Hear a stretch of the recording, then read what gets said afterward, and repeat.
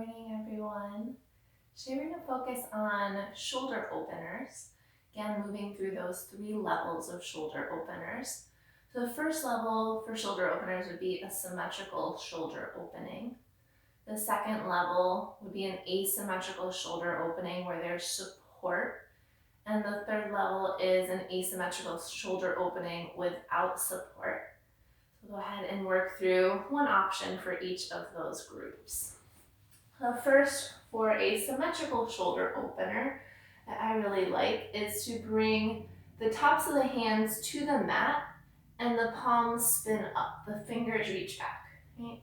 So just like you're trying to spread your hand when your palm is down, when the palm is up, you're trying to spread the top of the hand into the mat to try to root into the thumb and pinky finger and the whole top of the hand. Right.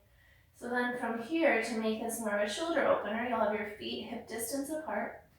And then you start to scooch the hips towards the heels while rolling the shoulders back, pulling the chest forward. And then you'll hit a point where they're, with that internal rotation of the arms, but the pull up of the chest, you start to get some stretch in the shoulders.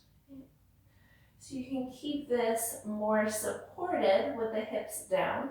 Stay here, or still in that mild level would be to start to lift the hips up, but here the wrist might become an issue, so make sure you're not straining the wrist because the palms are facing up as you lift the hips, which may not be accessible for everyone, but it's an option.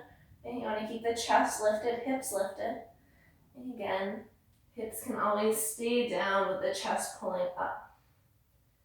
And so those are the 2 progressions for that mild level of shoulder opening. So for the medium level of shoulder opening, you can sit with your legs however is comfortable.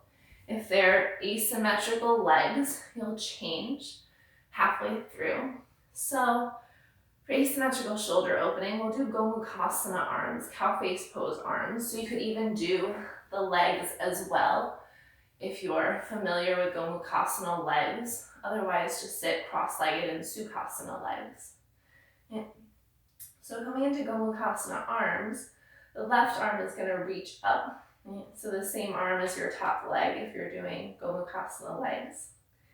And now you want to externally rotate that arm so it's actually trying to spin your thumb to the wall behind you.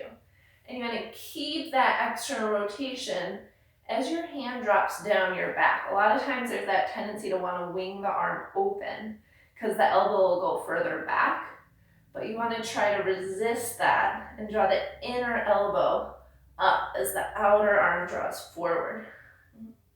You're going to try to create space for your head and neck.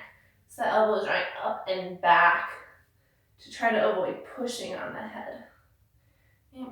So option 1, this top arm alone may be enough, so you can always just do the top arm and hold on to it with the opposite hand.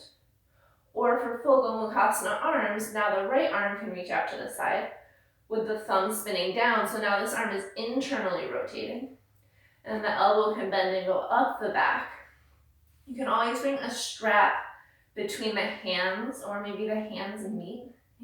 So again, you're trying to spin that top armpit to face the opposite side of the room. There's that external rotation of the top arm. In this arm position looks like internal rotation, but it's really that external rotation. Inner left elbow lifts, and then your bottom arm is internally rotating, but you're trying to draw that shoulder back at the same time to keep it open. And lift up through the chest. And after 5 breaths on the first side, you'll switch sides. Again, maybe just switching to opposite foot in front in Sukhasana, or if you want those Gomukhasana legs to match the arms, you can stack one knee on top of the other. I won't get into the legs too much because that's more hip opening action. But here, for the top arm, starting with the right arm now, because the right leg is on top, you start with that external rotation. So it's easier to see its external rotation of the arm is down, that thumb is spinning back. Okay, when you reach up, it's that same movement, but sometimes it's harder to see its external rotation when you're reaching up. Okay, but it's the same exact movement as you lift the arm up. And then the elbow will bend, and the focus is again on that external rotation, so the armpit, outer shoulder is trying to draw forward and over to the right, right, rather than open to the, or excuse me, over to the left rather than open to the right. You're trying to shine that armpit towards the left. And option one, you can just do the top arm, even use the hand to assist, inner elbow back, outer elbow forward. Or bring an internal rotation to the left arm, where that left thumb is going to start to spin down. And then as the arm comes up the back, right, once that hand is up the back, then you start to reopen the left shoulder. Relift your inner right elbow while drawing that armpit forward into the left. And you'll spend 5 breaths here.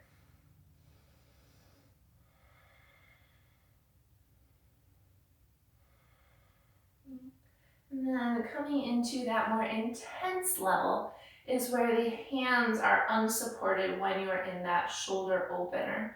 So I'll have to spin around so you can see what my hands and arms are doing. I'll show you from the side.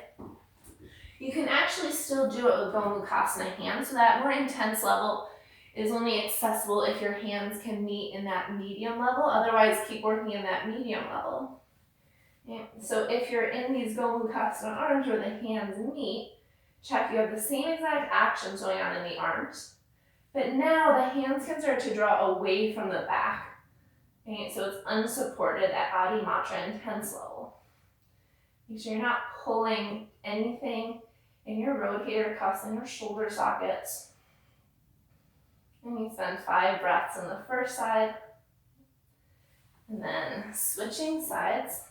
And it's that same action in the arms as the medium level, external rotation of the top arm, internal rotation of the bottom arm, and then you're opening the chest up.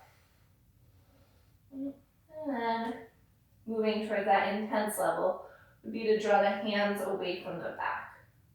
It ain't not accessible for everyone, but just an option to know is there in case it's something you're working towards.